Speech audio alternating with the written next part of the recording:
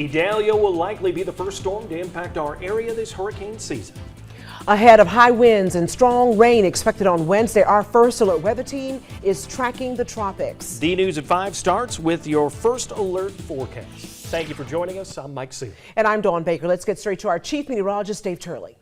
And we are looking at the latest 5 p.m. advisory, which is in now from the National Hurricane Center on Tropical Storm Idalia, which is now just off the western tip of Cuba and not really moving all that much. It's slowly making its way out to the north, but it's still 760 miles or so to the southwest of our area. You can see some of that convection trying to make its way into the Gulf of Mexico, and that's where eventually the storm is expected to go. 5 p.m. advisory does have winds at 70 miles per hour still, as it was at the 2 p.m. advisory, and still forecast to become a Category 3 hurricane, although the winds have increased a bit. They're now looking at 120 mile per hour winds expected Wednesday at 2 a.m. and landfall still sometime Wednesday morning along the west coast of Florida, and then weakening into a tropical storm over our area Wednesday into Wednesday evening before moving out of here early on Thursday morning. So with that, we are looking at that storm again getting closer and right over our area Wednesday. That's the day we're looking at the greatest impacts. We have a tropical storm watch extended to include our entire coastal regions going all the way up